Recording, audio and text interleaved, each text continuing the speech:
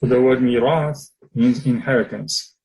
This word is used when assets of a deceased person are passed on to the living beneficiaries. In Islam, there is no choice available to a person to block inheritance. The transfer of ownership is automatic upon death. Similarly, here Allah SWT describes His ownership of the heaven and earth by the expression of mirah, that although people claim to have worldly objects in their possession, ultimately all assets and resources of this world will return to Allah SWT on the Day of Judgment. This verse encourages spending in the path of Allah and reminds us that the wealth that we enjoy today is only temporary.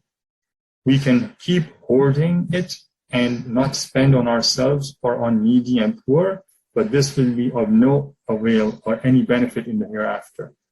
It will simply be transferred to our heirs upon death.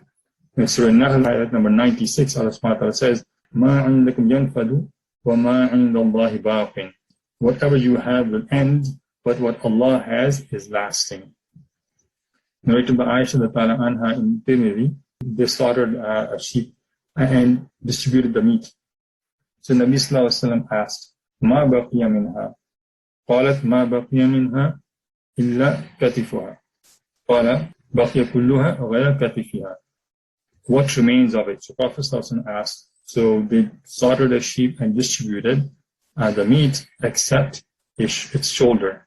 So Prophet Sallallahu Alaihi Wasallam asked, what remains of it? She said, nothing remains of it except its shoulder. Nabi Sallallahu Alaihi Wasallam said, all of it remains except its shoulder.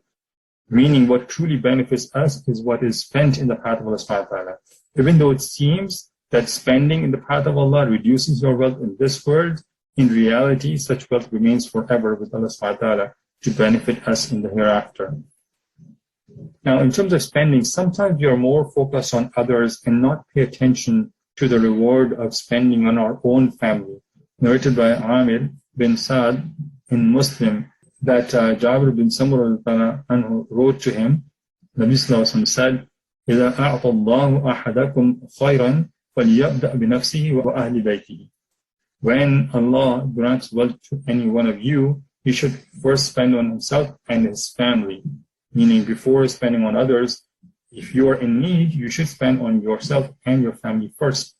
Another narration narrated by Thawban in Ibn Majah, Nabi Sallallahu Alaihi Wasallam said, أفضل دينار ينفقه الرجل دينار ينفقه على عياله ودينار ينفقه على فرس في سبيل الله ودينار ينفقه الرجل على أصحابه في سبيل الله. The best dinar that a man can spend is a dinar that he spends on his family, a dinar that he spends on a horse in the cause of Allah, and a dinar that a man spends on his companions in the cause of Allah.